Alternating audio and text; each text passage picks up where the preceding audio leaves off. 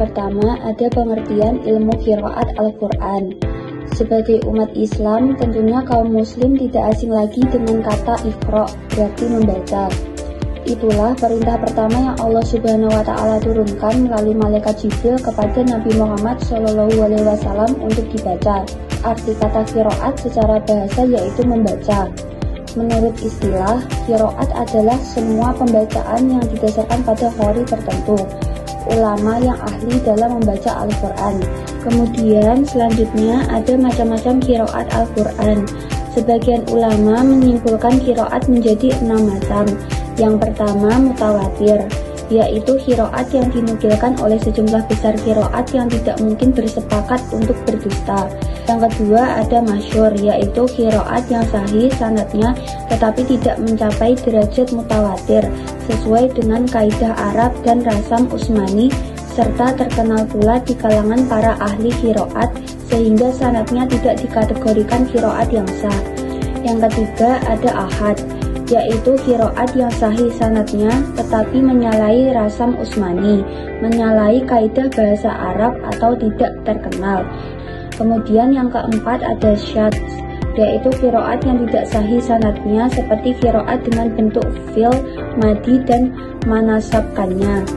Yang kelima ada maudhu, yaitu qiraat yang tidak ada asalnya. Kemudian yang terakhir ada mudraj, yaitu sesuai yang ditambah dalam qiraat sebagai penafsiran. Selanjutnya adalah peranan ilmu qiraat dalam Al-Quran. Yang pertama, menerangkan hukum yang telah disepakati. Yang kedua adalah menghasilkan hukum syara yang berbeda. Yang ketiga adalah menghimpunkan hukum yang berbeda-beda.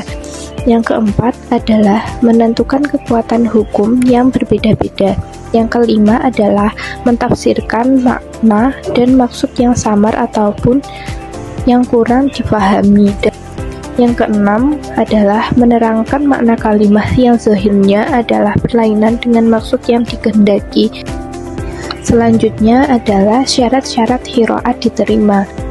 Untuk dibedakan mana qiraat yang benar berasal dari Nabi dan mana yang tidak, para ulama qiraat menetapkan kriteria atau syarat-syaratnya yang membuat suatu qiraat dapat diterima atau tidak.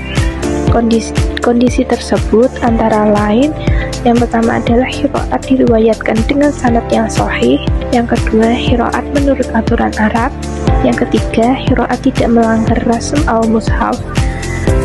Jika tidak terpenuhi salah satu dari ketiga syarat tersebut, maka qiraat tidak dapat diterima atau dianggap bacaan yang ditolak. Mempelajari ilmu qiraat Al-Quran memiliki banyak manfaat yang mendalam, baik secara keilmuan maupun spiritual. Yang pertama, dapat memaknai Al-Quran dengan lebih baik. Yang kedua, melestarikan bacaan qiraat. Yang ketiga, mempermudah membaca Al-Quran.